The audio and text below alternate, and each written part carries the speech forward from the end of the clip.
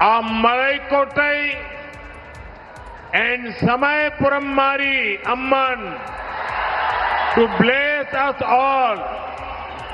NDA பொதுக்கூட்டத்தில் பங்கேற்ற பிரதமர் மோடி மலைக்கோட்டை பிள்ளையார், சமயபுரம் மாரியம்மன் மற்றும் அரங்கநாதரை வணங்கி உரையை தொடங்கிய காட்சிதான் இது. சட்டப்பேரவை தேர்தல் நெருங்கும் சூழலில் மதுராந்தகம் மதுரையை தொடர்ந்து தேசிய ஜனநாயக கூட்டணியின் 3வது பரப்புரை பொதுக்கூட்டம் திருச்சி பஞ்சப்பூரில் நடைபெற்றது. இதில் பங்கேற்ற பிரதமர் மோடிக்கு இபிஎஸ், அன்புமணி, தினகரன், ஜி.கே. வாசன் உள்ளிட்ட கூட்டணி கட்சி தலைவர்கள் ரங்கநாதர் படத்தை பரிசளித்தனர். ஸ்ரீரங்கம் ரங்கநாத பெருமாளுடைய ஆசீர்வாதத்தையும் பொன்னாடையையும் நம்முடைய பிரதமர் நரேந்திர மோடி அவர்களுக்கு அணிவிப்பார்கள். பாரத் மாதா கி. மேடையில் பேசிய பிரதமர் மோடி ஒரு குடும்பத்திற்கு மட்டுமல்ல அனைத்து குடும்பத்திற்கும் உழைக்கும் அரசை மக்கள் விரும்புவதாக கூறினார். The whole state has made up its mind to throw out DMK from the government, and they know that only NDA can bring that change of Tamil Nadu. முன்னதாக கார்கில் போரில் வீரமரணம் அடைந்த மேஜர் சரவணனையும் பிரதமர் மோடி நினைவு கூர்ந்தார். சிலிண்டர் தட்டுப்பாடு தொடர்பான வதந்திகளை நம்ப வேண்டாம் என பொதுமக்களுக்கு பிரதமர் நரேந்திர மோடி வேண்டுகோள் விடுத்துள்ளார். என்டிஏ பொதுக்கூட்ட மேடையில் உரையாற்றிய பிரதமர் கொரோனா காலத்தை போல நெருக்கடிகளில் இருந்து மீண்டு வருவோம் என்றார். It has affected the whole world's energy supply chain. There is no need to panic or pay attention to rumors. I would like to appeal to the people, let us spread only correct and verified information. தொடர்ந்து பேசிய அவர் மதுரை விமான நிலையம் தரம் உயர்த்தப்பட்டதை சுட்டிக்காட்டி பெருமிதம் தெரிவித்தார். Now our government has elevated Madurai airport to international status.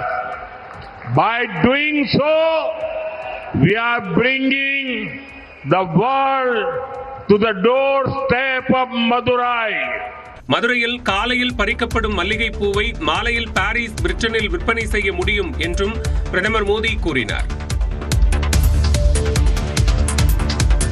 தமிழ்நாட்டில் எரிவாயு விநியோகம் தடையின்றி நடைபெறுவதற்கான நடவடிக்கைகளை மேற்கொள்ள வலியுறுத்தி மத்திய பெட்ரோலியத்துறை அமைச்சர் ஹர்தீப் சிங் பூரிக்கு முதலமைச்சர் மு க ஸ்டாலின் கடிதம் எழுதியுள்ளார். அதில் வளைகுடா பகுதிகளில் தொடரும் போர் இந்தியாவிற்கான எரிவாயு விநியோகத்தை வெகுவாக சீர்குலைத்துள்ளதாக குறிப்பிட்டுள்ளார். தமிழ்நாட்டில் வீட்டு உபயோகத்திற்கான எரிவாயு தேவை மாதத்திற்கு சுமார் 200 மெட்ரிக் டன்னாகவும் வணிக பயன்பாட்டிற்கு 20 மெட்ரிக் டன்னாகவும் உள்ளதாக தெரிவித்தார். எரிவாயு விநியோகத்தின் தற்போதைய திடீர் நிறுத்தம் ஹோட்டல் துறைக்கு நெருக்கடியை உருவாக்கி உள்ளதுடன் பல ஹோட்டல்கள் மூடப்பட வேண்டிய நிலைக்கு தள்ளப்பட்டுள்ளது வருத்தமளிப்பதாகவும் குறிப்பிட்டுள்ளார். தமிழ்நாட்டில் வீடுகள், கடைகள் உள்ளிட்டவற்றுக்கு தடையற்ற எரிவாயு விநியோகம் செய்வதை உறுதி செய்ய உரிய நடவடிக்கை எடுக்க வேண்டும் என வலியுறுத்தியுள்ளார். இந்த நெருக்கடியை சமாளிக்க மத்திய அரசு எடுக்கும் அனைத்து முயற்சிகளுக்கும் தமிழ்நாடு அரசு துணை நின்று ஆதரவளிக்கும் எனவும் கடிதத்தில் முதலமைச்சர் மு க ஸ்டாலின் தெரிவித்துள்ளார். இந்நிலையில் இக்கடிதத்தை திமுக நாடாளுமன்ற குழு தலைவர் கனிமொழி உள்ளிட்ட திமுக எம்பிக்கள் மத்திய பெட்ரோலியத்துறை அமைச்சர் ஹர்தீப் சிங் பூரியிடம் நேரில் வழங்கினர். வெளிநாடுகளிலிருந்து எரிபொருளை இறக்குமதி செய்ய மத்திய அரசு முடிவு செய்துள்ளது. எரிபொருள் தட்டுப்பாட்டை சமாளிக்க அமெரிக்கா உள்ளிட்ட நாடுகளில் இருந்து சுமார் 10 லட்சம் டன் சமையல் எரிவாயுவை இறக்குமதி செய்ய மத்திய அரசு ஏற்பாடு செய்துள்ளது. இந்தியா தனது சமையல் எரிவாயு தேவையில் சுமார் 85 விழுக்காடு அளவை வளைகுடா நாடுகளில் இருந்து பெறுகிறது. வளைகுடா நாடுகளில் நடைபெற்று வரும் போர் சூழலால் தற்பொழுது முடக்கப்பட்டுள்ள ஹோர்முஸ் நீரிணை வழியாகவே இந்த இறக்குமதி நடைபெற்று வந்தது. இந்நிலையில் வளைகுடா நாடுகளில் இருந்து வரவேண்டிய சமையல் எரிவாயு தாமதம் காரணமாக சுமார் 20 லட்சம் டன் எரிவாயு விநியோக இடைவெளி ஏற்பட்டதாக மதிப்பிடப்பட்டுள்ளது. இதனை ஈடுகட்டும் விதமாக சுமார் 10 லட்சம் டன் சமையல் எரிவாயுவை இறக்குமதி செய்ய இந்தியா முடிவு செய்துள்ளது. அமெரிக்கா உள்ளிட்ட சந்தைகளில் இருந்து 20 சரக்கு கப்பல்கள் மூலம் எரிவாயு இறக்குமதி செய்ய ஏற்பாடு செய்யப்பட்டுள்ளது. இந்த கப்பல்கள் இம்மாத இறுதியில் இந்திய துறைமுகங்களை வந்தடையும் என எதிர்பார்க்கப்படுகிறது. உள்நாட்டிலும் எரிவாயு உற்பத்தியை அதிகரிக்க மத்திய அரசு நடவடிக்கை எடுத்துள்ளது. இதன் மூலம் சமையல் எரிவாயு விநியோகம் சீராகும் என எதிர்பார்க்கப்படுகிறது. தாவேகாவுடன் தாங்கள் கூட்டணி பேச்சுவார்த்தை நடத்தவில்லை என அதிமுக பொதுச் செயலாளர் எடப்பாடி பழனிசாமி தெரிவித்துள்ளார். திருச்சியில் செய்தியாளர்களை சந்தித்த அவர் விஜய் குறித்த கேள்விக்கு பதிலளித்த போது இதனை தெரிவித்தார். அப்படி எதுவும் பேச்சுவார்த்தை இல்ல. போதுமா? புதிய கட்சிகள் சார் நான் இப்ப சொல்றேன்ல, பாமகவோட நாங்க பேச்சுவார்த்தை நடத்துவீங்களா சார்? சார் இது என்ன கற்பனையான கேள்வி? நடத்துவீங்களா போவீங்களான்னு அதுதான் இல்லைட்டு இன்னும் பாமகவோட நாங்க கூட்டணி பேச்சுவார்த்தை இதுவரை பேசவில்லை சார். எங்க கூட்டணி பொறுத்தளவுக்கு எதுவுமே. விஜய் மீதான சிபிஐ விசாரணையை புற அழுத்தம் என கூறிவிட முடியாது எனவும் எடப்பாடி பழனிசாமி குறிப்பிட்டார். திமுக கூட்டணியில் அங்கம் வகிக்கும் அதிமுகவுக்கு 4 தொகுதிகள் ஒதுக்கீடு செய்து ஒப்பந்தம் கையெழுத்தானது. டி.ஆர். பாலு தலைமையிலான திமுக தொகுதி பங்கீட்டு குழு கூட்டணி கட்சிகளுடன் பேச்சுவார்த்தை நடத்தி தொகுதி பங்கீட்டை சுமூகமாக முடித்து வருகிறது. அந்த வகையில் திமுக தலைவர் மு.க. ஸ்டாலினும் அதிமுக பொதுச் செயலாளர் வைகோவும் தொகுதி உடன்பாடு குறித்து கலந்து பேசினர். அதன்படி எதிர்வரும் தேர்தலில் மதிமுக 4 தொகுதிகளில் போட்டியிடுவது என ஒப்பந்தம் கையெழுத்தானது. இதில் 3 தொகுதிகளில் உதயசூரியன் சின்னத்திலும் 1 தொகுதியில் தனி சின்னத்திலும் போட்டியிட உள்ளதாக அறிவிக்கப்பட்டுள்ளது.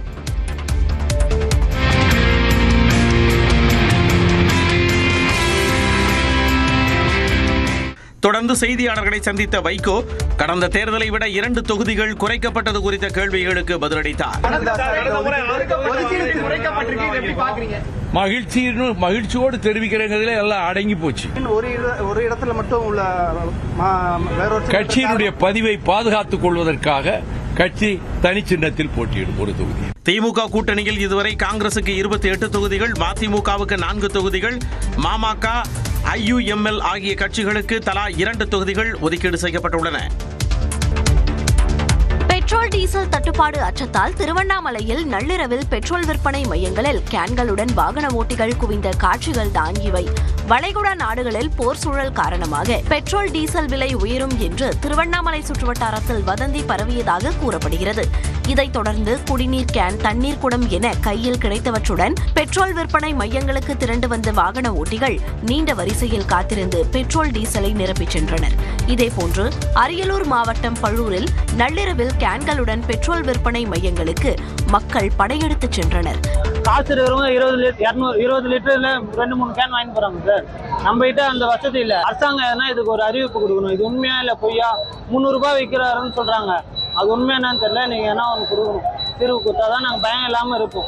இன்று முதல் 3 நாட்களுக்கு பெட்ரோல் விநியோகம் இருக்காது என்று பரவிய வதந்தி காரணமாக மயிலாடுதுறையில் உள்ள பெட்ரோல் விற்பனை மையங்களில் ஏராளமானோர் குவிந்ததால் கடும் நெரிசல் ஏற்பட்டது. விழுப்புரத்தில் வாகனங்களின் டேங்குகள் மட்டுமின்றி கேன் உள்ளிட்டவற்றிலும் பெட்ரோலை வாங்கி சென்றனர். இதனால் பல்வேறு இடங்களிலும் போக்குவரத்து பாதிக்கப்பட்டது.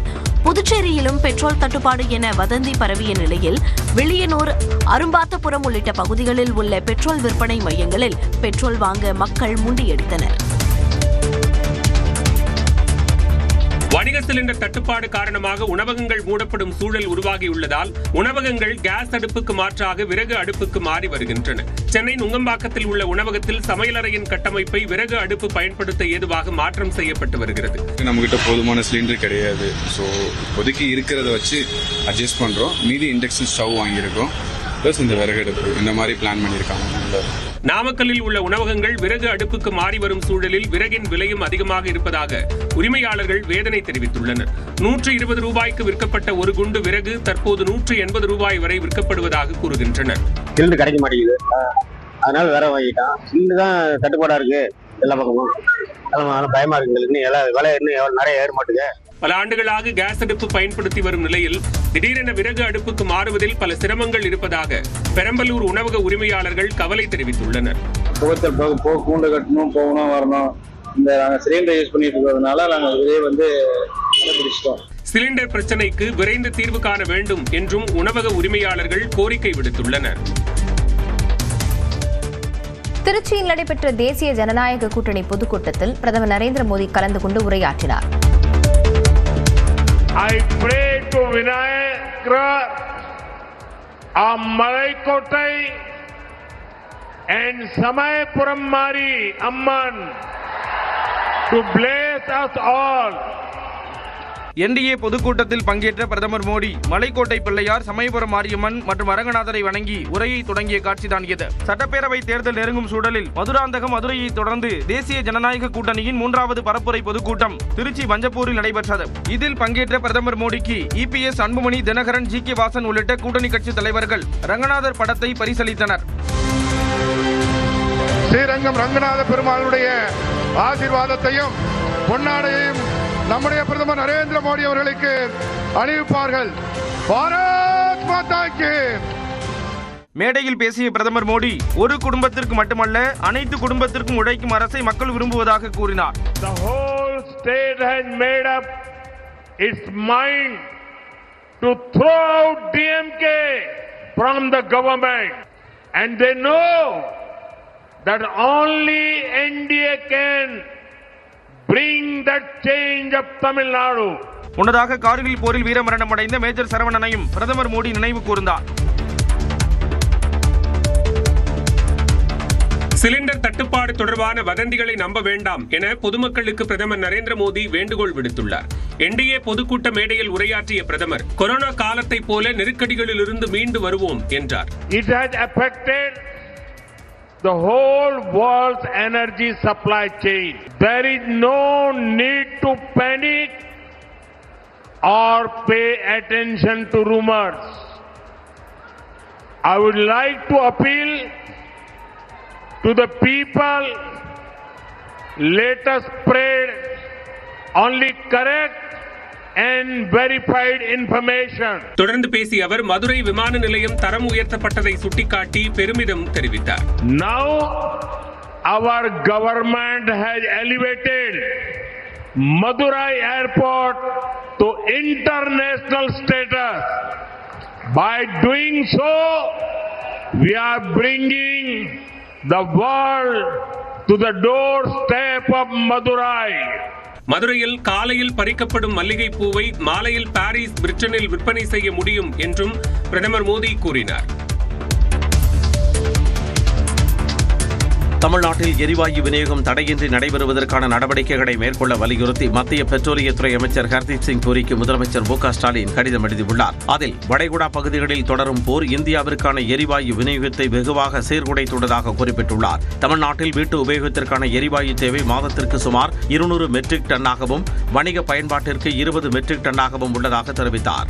எரிவாயு விநியோகத்தின் தற்போதைய திடீர் நிறுத்தம் ஹோட்டல் துறைக்கு நெருக்கடியை உருவாக்கியுள்ளதுடன் பல ஹோட்டல்கள் மூடப்பட வேண்டிய நிலைக்கு தள்ளப்பட்டுள்ளது வருத்தமளிப்பதாகவும் குறிப்பிட்டுள்ளார். தமிழ்நாட்டில் வீடுகள், கடைகள் உள்ளிட்டவற்றுக்கு தடையற்ற எரிவாயு விநியோகம் செய்வதை உறுதி செய்ய உரிய நடவடிக்கை எடுக்க வேண்டும் என வலியுறுத்தியுள்ளார். இந்த நெருக்கடியை சமாளிக்க மத்திய அரசு எடுக்கும் அனைத்து முயற்சிகளுக்கும் தமிழ்நாடு அரசு துணை நின்று ஆதரவளிக்கும் எனவும் கடிதத்தில் முதலமைச்சர் மு.க.ஸ்டாலின் தெரிவித்துள்ளார். இந்நிலையில் இக்கடிதத்தை திமுக நாடாளுமன்ற குழு தலைவர் கனிமொழி உள்ளிட்ட திமுக எம்பிக்கள் மத்திய பெட்ரோலியத்துறை அமைச்சர் ஹர்தீப் சிங் பூரியிடம் நேரில் வழங்கினர். வெளிநாடுகளிலிருந்து எரிபொருளை இறக்குமதி செய்ய மத்திய அரசு முடிவு செய்துள்ளது. எரிபொருள் தட்டுப்பாட்டை சமாளிக்க அமெரிக்கா உள்ளிட்ட நாடுகளில் இருந்து சுமார் 10 லட்சம் டன் சமையல் எரிவாயுவை இறக்குமதி செய்ய மத்திய அரசு ஏற்பாடு செய்துள்ளது. இந்தியா தனது சமையல் எரிவாயு தேவையில் சுமார் 85 விழுக்காடு அளவை வளைகுடா நாடுகளில் இருந்து பெறுகிறது. வளைகுடா நாடுகளில் நடைபெற்று வரும் போர் சூழலால் தற்பொழுது முடக்கப்பட்டுள்ள ஹோர்முஸ் நீரிணை வழியாகவே இந்த இறக்குமதி நடைபெற்று வந்தது. இந்நிலையில் வளைகுடா நாடுகளில் இருந்து வரவேண்டிய சமையல் எரிவாயு தாமதம் காரணமாக சுமார் 20 லட்சம் டன் எரிவாயு விநியோக இடைவெளி ஏற்பட்டதாக மதிப்பிடப்பட்டுள்ளது. இதனை ஈடுகட்டும் விதமாக சுமார் 10 லட்சம் டன் சமையல் எரிவாயுவை இறக்குமதி செய்ய இந்தியா முடிவு செய்துள்ளது. அமெரிக்கா உள்ளிட்ட சந்தைகளில் இருந்து 20 சரக்கு கப்பல்கள் மூலம் எரிவாயு இறக்குமதி செய்ய ஏற்பாடு செய்யப்பட்டுள்ளது. இந்த கப்பல்கள் இம்மாத இறுதியில் இந்திய துறைமுகங்களை வந்தடையும் என எதிர்பார்க்கப்படுகிறது. உள்நாட்டிலும் எரிவாயு உற்பத்தியை அதிகரிக்க மத்திய அரசு நடவடிக்கை எடுத்துள்ளது. இதன் மூலம் சமையல் எரிவாயு விநியோகம் சீராகும் என எதிர்பார்க்கப்படுகிறது. தாவேகாவுடன் தாங்கள் கூட்டணி பேச்சுவார்த்தை நடத்தவில்லை என அதிமுக பொதுச் செயலாளர் எடப்பாடி பழனிசாமி தெரிவித்துள்ளார். திருச்சியில் செய்தியாளர்களை சந்தித்த அவர் விஜய் குறித்த கேள்விக்கு பதிலளித்த போது இதனை தெரிவித்தார். அப்படி எதுவும் இல்ல, அப்படி எதுவும் பேச்சுவார்த்தை இல்ல. போதுமா புதிய கட்சிகள் சார், நான் இப்ப சொல்றேன்ல, தாவேகாவோட நாங்க இதுவரைக்கும் பேச்சுவார்த்தை நடத்தவில்லை. நடத்துவீங்களா சார்? சார் இது என்ன கற்பனையான கேள்வி? நடத்துவீங்களா, போவீங்களான்னு அதுதான் இல்லைட்டு இன்னும் தாவேகாவோட நாங்க கூட்டணி பேச்சுவார்த்தை இதுவரை பேசவில்லை சார். எங்க கூட்டணி பொறுத்தவரைக்கும் எதுவுமே விஜய் மீதான சிபிஐ விசாரணையை புற அழுத்தம் என கூறிவிட முடியாது எனவும் எடப்பாடி பழனிசாமி குறிப்பிட்டார். திமுக கூட்டணியில் அங்கம் வகிக்கும் அதிமுகவுக்கு 4 தொகுதிகள் ஒதுக்கீடு செய்து ஒப்பந்தம் கையெழுத்தானது. டி.ஆர். பாலு தலைமையிலான திமுக தொகுதி பங்கீட்டு குழு கூட்டணி கட்சிகளுடன் பேச்சுவார்த்தை நடத்தி தொகுதி பங்கீட்டை சுமூகமாக முடித்து வருகிறது. அந்த வகையில் திமுக தலைவர் மு க ஸ்டாலினும் அதிமுக பொதுச் செயலாளர் வைகோவும் தொகுதி உடன்பாடு குறித்து கலந்து பேசினர். அதன்படி எதிர்வரும் தேர்தலில் மதிமுக 4 தொகுதிகளில் போட்டியிடுவது என ஒப்பந்தம் கையெழுத்தானது. இதில் 3 தொகுதிகளில் உதயசூரியன் சின்னத்திலும் 1 தொகுதியில் தனி சின்னத்திலும் போட்டியிட உள்ளதாக அறிவிக்கப்பட்டுள்ளது.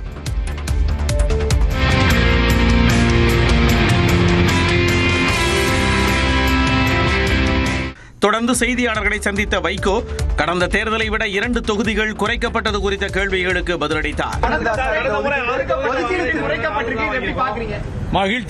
மகிழ்ச்சியோடு தெரிவிக்கிறதுல எல்லாம் அடங்கி போச்சு.